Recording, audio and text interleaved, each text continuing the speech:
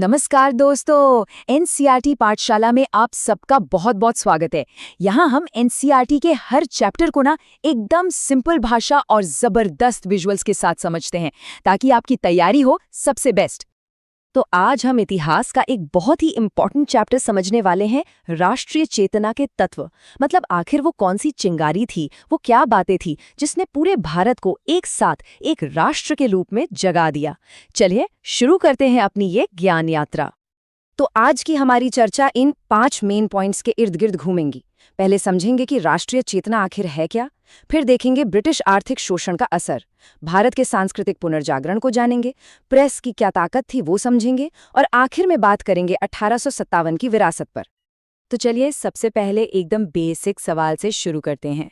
ये राष्ट्रीय चेतना, ये नेशनल कॉन्शियसनेस आखिर है क्या भला?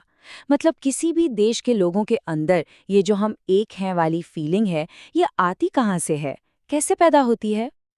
देखिए, राष्ट्र या नेशन का मतलब सिर्फ जमीन का एक टुकड़ा नहीं होता।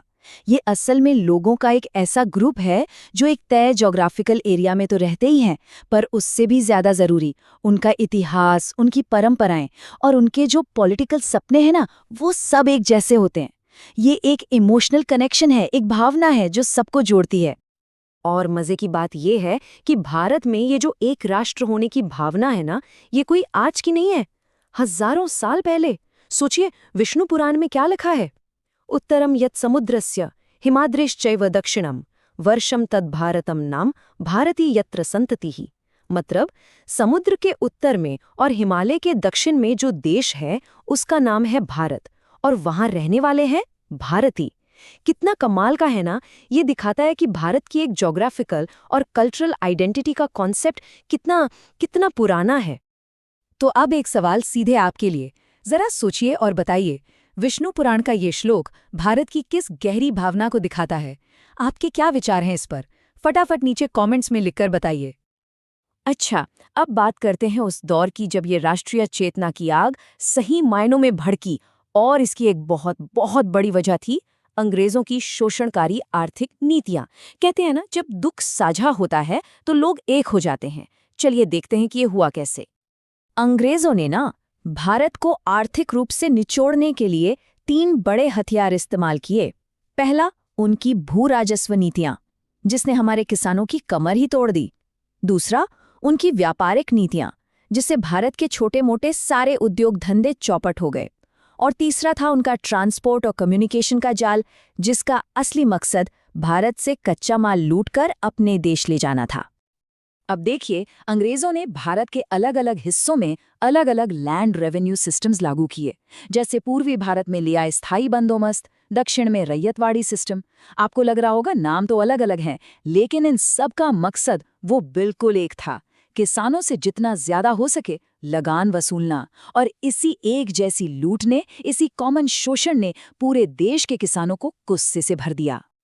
तो अब एक और सवाल, जरा दिमाग लगाइए। अंग्रेजों की इन भूमिकर नीतियों का हमारे भारतीय किसानों की जिंदगी पर क्या असर पड़ा होगा? आपका एनालिसिस क्या कहता है? अपने जवाब नीचे टाइप करके जरूर बताइए। तो देखिए, एक तरफ तो अंग्रेज भारत की दौलत लूट रहे थे, लेकिन दूसरी तरफ कुछ हिंदुस्तानी अपने देश की असली दौलत, यानी कि हमारे ज्ञान और संस्कृति को फिर से खोज रहे थे।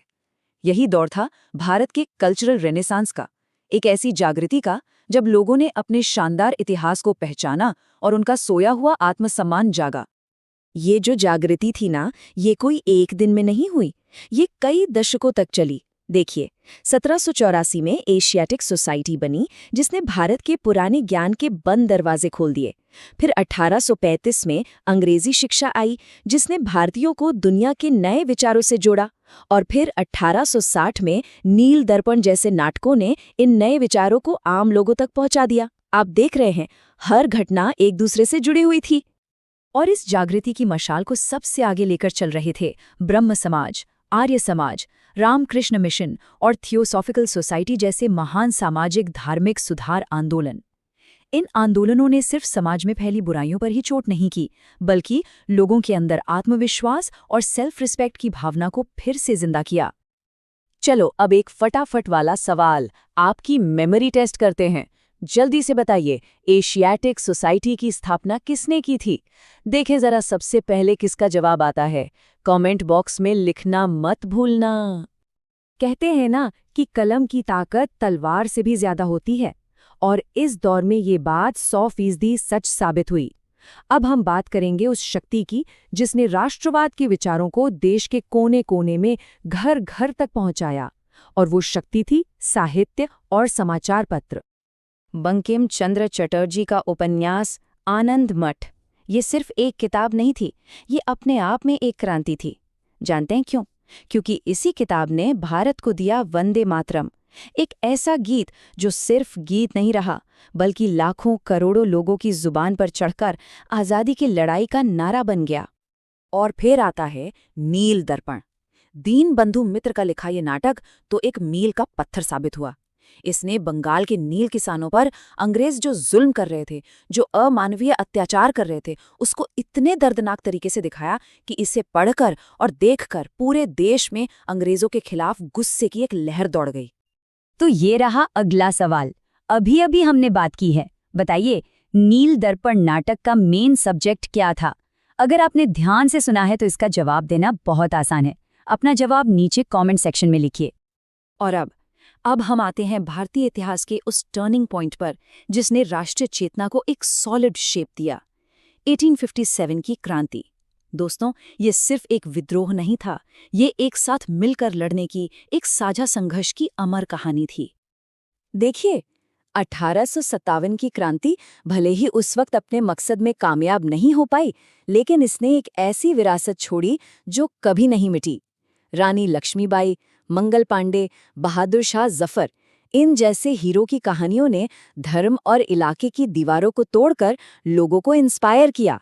उन्हें ये हिम्मत दी कि हम सब मिलकर एक कॉमन दुश्मन के खिलाफ लड़ सकते हैं। और अब आ गया है हमारा सरप्राइज क्वेश्चन। 1857 की क्रांति के किसी भी एक प्रमुख नेता का नाम बताइए। इसका जवाब देना तो सबके लिए कंपलसरी है, तो अपना जवाब कमेंट बॉक्स में लिखना बिल्कुल मत भूलना। देखते हैं सबसे तेज कौन है। और हमेशा याद रखिए, शिक्षा वो शेरनी का दूध है जो जितना पिएगा वो उतना दहाड़ेगा। तो चलिए फटाफट एक छोटी सी रिवीजन कर लेते हैं कि आज हमने क्या क्या सीखा। हमने जाना कि राष्ट्रीय चेतना हम एक हैं की भावना है। अंग्रेजों की आर्थिक नीतियों ने एक साझा दुख पैदा किया जिसने लोगों को जोड़ा। हमारे सांस्कृतिक पुनर्जागरण ने हम में गर्व भरा, और साहित्य और प्रेस ने आज़ादी के विचारों को हर तरफ फैलाया। यही सब मिलकर भारत की आज़ादी की नींव बनी। धन्यवाद दोस्तों, उम्मीद है आज का ये टॉपिक आपको अच्छे से समझ आया होगा। अगर ये वीडियो पसंद आया हो तो इसे लाइक, शेयर और अपनी चैनल एनसीईआरटी पाठशाला को सब्सक्राइब करना बिल्कुल मत भूलिएगा। मिलते हैं अगले सेशन में एक नए और इंटरेस्टिंग टॉपिक के साथ। पढ़ते रहिए, सीखते रहिए।